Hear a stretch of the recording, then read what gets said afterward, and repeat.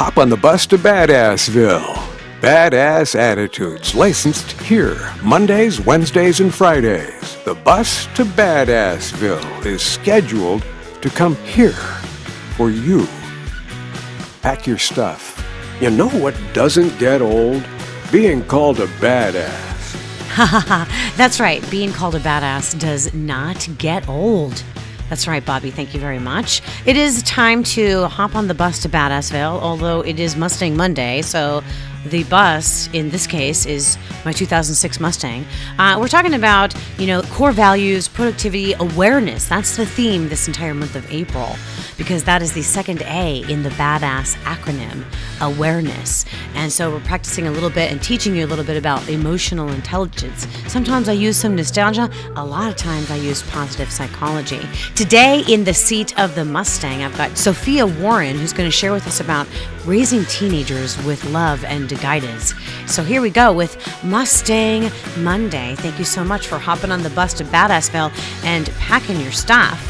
Bobby likes to say, pack your stuff. I like to say, well, check your baggage. Either way, we're going on a great ride. Teaching you to love Monday. Check your baggage at licensed-to-be-badass.com and hop on the bus to Badassville.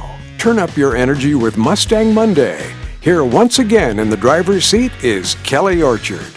Hey everybody, Kelly Orchard here with another Mustang Monday. How are you today? I am here with you're a new friend. Yes. Sofia Warren.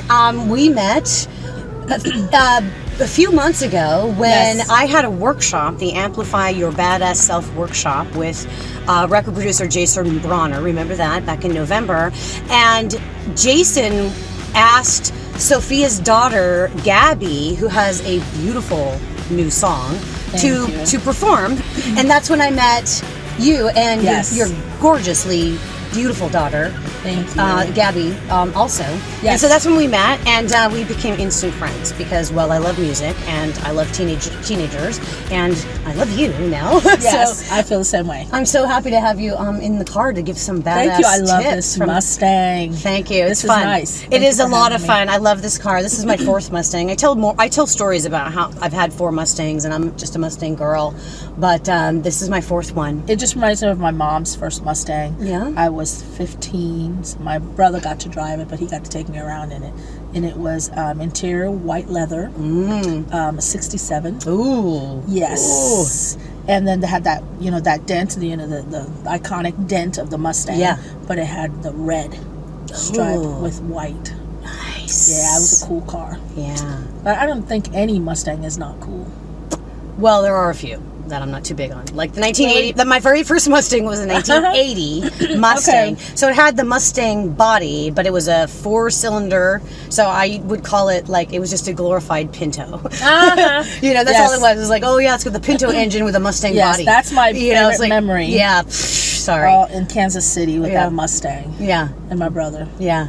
Johnny. Fun. So, Yes. okay, is there a song that you can recall listening to? Like, what kind of music would you and your brother have been listening to in that car driving around? We're talking here 80s, okay? Okay. 80s child. That's all right. 80s child. 80s child.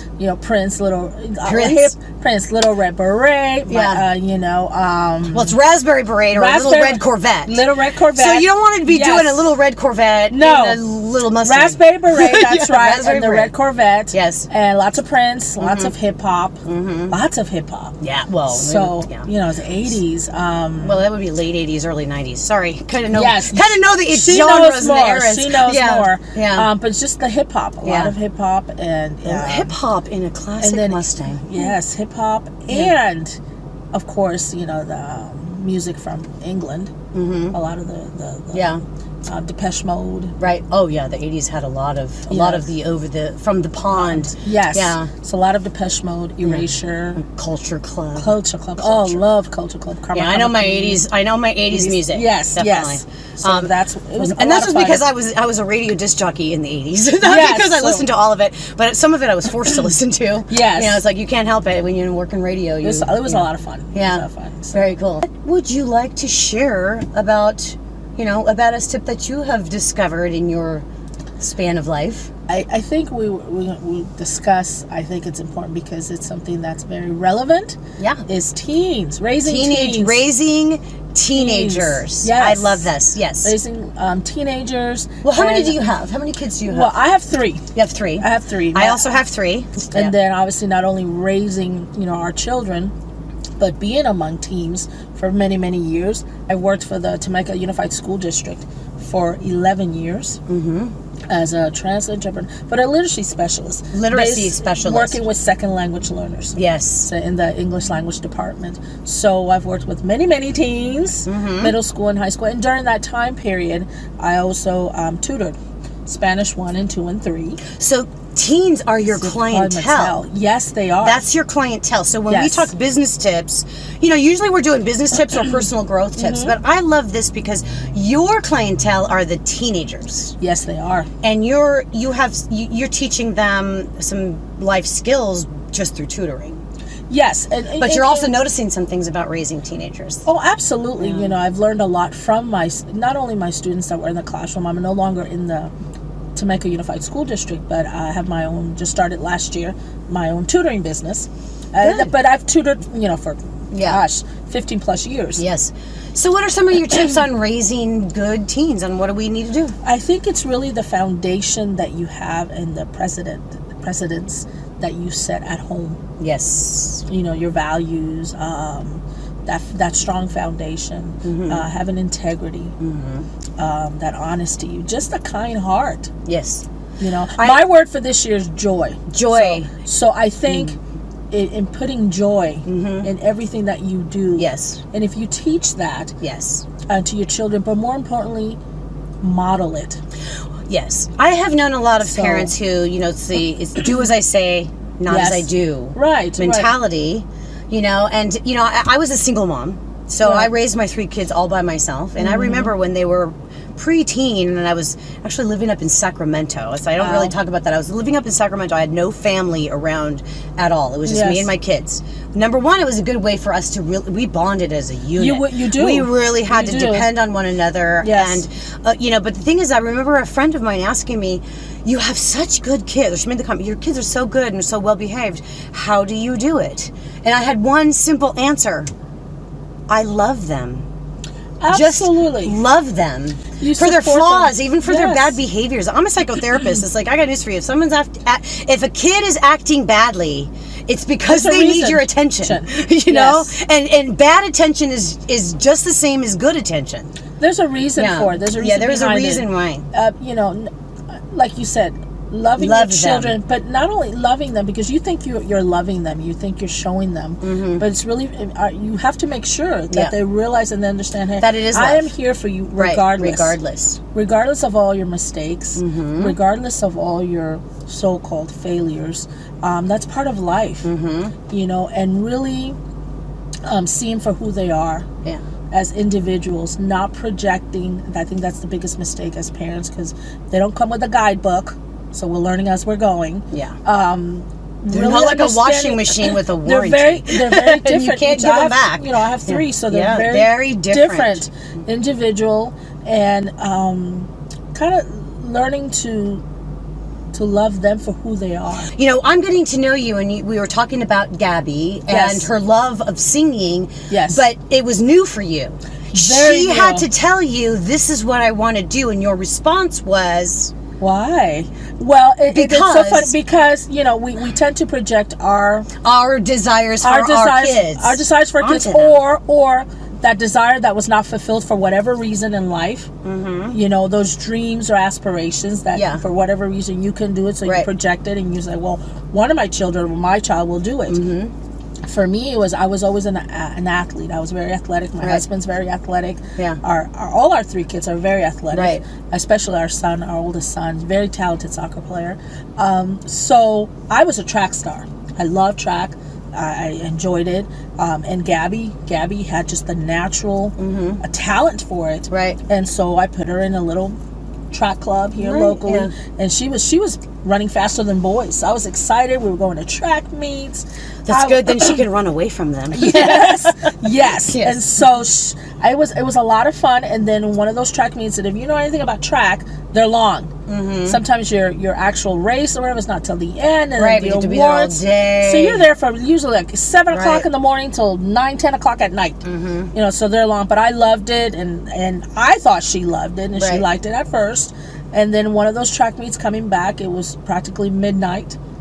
And coming back from one of those, and she's like, "Mom, can I talk to you?" I say, "Yeah, sure." We were both tired, and she had a great meet, and she goes, "I'm thinking about I don't think it's funny. I don't think I want to do track anymore." Okay, another sport. Whatever sport it is, yeah. Whatever sport it is. I always believed my kids needed to be involved. Children in general need to be involved in an extracurricular activity. Absolutely. 100% agree. Performing or visual arts and sports. Not everybody's an athlete, and that's okay. But you have to have something else besides just focusing on academics, to make you a well-rounded person. Yeah.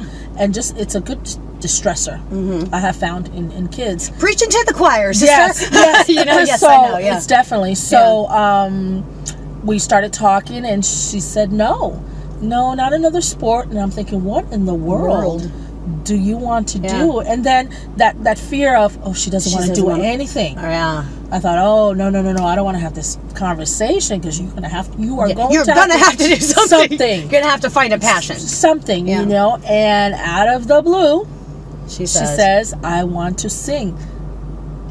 And it was a surreal moment, because I said, "Sing? Really? Sing?" Wow. It just it wasn't Didn't not make sense. computing. It just Right. wasn't. Nothing So came of it. how old was she at this time? At this time, when she told you was this? about 12. No, when she told you she wants to sing.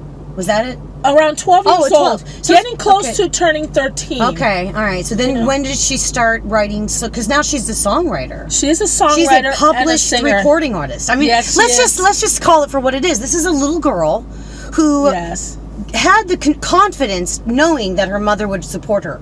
And my husband. And the husband, right? Yes, and she said, absolutely. "I want to talk to you about something. I don't want to be an athlete anymore. I want to sing." Right. And now, she was 12, and now she's 17. She just turned 17. So 17, within yes. 5 years, Yes. this little lady is now a recording artist. Yes, she is. Yes. Yes, she is. Yeah. Which is And I'm going to get her in my car soon too, and she's going to do something. It was me. funny because I never really. It like I said, it was a surprise. Yeah, surprise. Total surprise. But my husband and I have always been good about supporting our kids and Well, whatever they want to follow, whatever path. And getting on that, because here's the thing: we always want our children to do better than we did. At least Yes. most of us do. Yes. And I had the same thing with my kids. It's like I had 2 daughters and a son. And I was always a dancer. So I was in dance from the time I was 3. Actually, my mom and dad definitely believed in the extracurricular activities. And me and my older brothers, we all had different interests. One thing that we all did consecutively was we all took piano lessons. So Yes, I don't piano really lessons. share much about the fact that I took piano for 5 years, and I always blame it on the fact that I have small hands. And once I got to the point where I had to reach a whole octave, it was too much work for me. So that's my excuse. But the thing is that my body just needs to move, and the sound of music, I got to dance. So I can't sit at a piano and dance at the same time. So Right, I know. The so, same yeah. for me with music. So, Being Latin American, being from South America. Yeah. Music is part of our culture, is part of who we are, as Right. well as sports, the soccer. Yeah. But dancing, I love to dance. And I love dancing. So I wanted my girls to be dancers, and I enrolled them into dance class. My older daughter took to it and loved it. My middle daughter, or second daughter, she didn't have the coordination, the rhythm, like my older daughter and I did. And she decided she wants to be a singer, so I got her involved in a singing group. Then, of course, that was my son. He played every sport, but I made him stick with one. As a single parent, you also have to commit. Also have to realize you can't overcommit, because then you're all frustrated. And I think that a lot of parents It's so do that. time-consuming. They overcommit their kids' extracurricular activities to the point where they can't even just be kids and use their imagination, because it's the imagination and that's going to help you find what you're passionate about, which is what's going to lead you into what I want to do in the future. I think sometimes what happens and the reason they overcommit themselves is it's time consuming. Yes. I think parents want to overcommit because they feel like, the more they do, the better. That makes them well rounded. Well, not necessarily. Well, I think it's also, and I can attest to this. Like, if you keep them busy after school, they won't get into trouble. Yeah, that's only somewhat true. Yes, it's a myth. It is a myth. It is a myth. You just gotta use You got to use your better judgment. You've got to use your remember what you were like when you were a teenager, and how not only that, all these things. Parenting is a full-time job, people. Yes, it is. It's a full-time job, and you learn as you go. And the failures don't have to be so detrimental. I encourage my kids to celebrate their failures because it's and I'm so glad you said that. Because the thing is that once you fail, you know what didn't work. And it gives you an opportunity to improve. People who really know me will reiterate this is something that I constantly say. Talking about failure, I think as a society and as parents, we're like you said, we're trying to give them everything that we didn't have. That to a certain extent we've enabled these children. Oh yeah. And we have not taught kids how to fail. Yeah. That it's okay. Yeah. It's okay. Yeah. These are experiences. Yes. Okay, this didn't work out. Okay, what can I do differently? Yeah. But then letting the children choose what they're passionate about, what they want to follow, what they want to do, instead of you picking that extracurricular activity or that particular sport. Yes. Let them choose. Right. So I had to kind of sit back and think, okay, well, and kind of shut myself up and listen to her and try to figure out where she was going with this. Yeah. Because the first question was like, can she sing? Yeah. Can she even do it? Well, clearly she knew. Well, I see clients who it's very evident to me that the parents are trying to dictate what they're going to do when they get out of high school. Yes. You need to go to college. You need to do this. You need to do that. And it's like, as a psychotherapist, I hear this all the time. I either get the parent who what do I do about my teenager? Or I get the teenager who's saying, what do I do about my parents? And and my best advice is you need to follow your dreams. Parents, you can't push your dreams onto your children. And being with kids for so long, day in and day out, I'm seeing the negative results of parents pushing their ideals, their the negative results, the negative outcome. That's really their important. Unfulfilled desires or dreams, whatever that may be. I wanted to be a singer, or I wanted to be a dancer. You're so lucky that I'm doing this for you, right? And then the kids are like, I want to stop now. That they're blessed, but if they don't want to do it, they don't want. And clearly, Gabriela did not want to run anymore. She was tired of sweating. She was tired of running, and she wanted to sing, and it's become her de-stressor, the performing and visual arts, which I'm a huge proponent of performing and visual arts. And she loves her songwriting, her poetry writing. Good. And she's a very creative person. Yeah. And her singing is her way to communicate. Yes. Her thoughts. Creators got to create. Yes, she does. I'm that way too. It's like creators got to create. Absolutely. Yeah. So I think that's the key is looking at your children. Yeah. And saying, okay, who are you? Who do you want to be? I love you. I'm gonna love you through this, and we're gonna. Who do you want to be when you grow up? This is your life. This is their life. I love that. We're gonna end it on that. It's their life. So support your children and do it in a positive way, and love them. And if you need any tutoring, Sophia will help you on the tutoring of parenting. This is a great tip, Sophia. Thank you so much. No worries. Just like Kelly said, you said, is love them, guide them, and just be there for them. But let them have their life, and not yours. And not forget, put God first. Oh, good. Yes. Put God first, because God will guide you and will. Sometimes you don't have the answers, but He does. Yeah. And let them know that they're not alone. Yes. Okay, everybody, I'm Kelly Orchard. you. This is my friend, Sofia Warren. Kelly Orchard, Badass Certifier, reminding you, can you say it with me? Just repeat with me. Yes. Reminding you to be bold. Be bold. Be brave. Be brave. Be confident. Be confident. Be badass. It'd be nice if life had an instruction manual. Even better if it didn't cost anything. Look here. Your free Badass Habits ebook is waiting for you at licensed-to-be-badass.com. If you enjoy these interviews, you can watch videos of Mustang Monday on Kelly's YouTube channel, too. Thanks for listening and getting one step closer to being licensed to be badass. Be sure to subscribe to continue on the bus to Badassville. Snag your Badass Habits ebook at licensed-to-be-badass.com. You can stay in the slow lane and get just enough tools for successful badassery, one podcast at a time. Or you can join the Badass Ambassador crew in the fast lane by checking your baggage with my Licensed to be Badass integrated program with videos, worksheets, and group coaching for motivation, mindset, and a fresh approach to living a fruitfully badass life.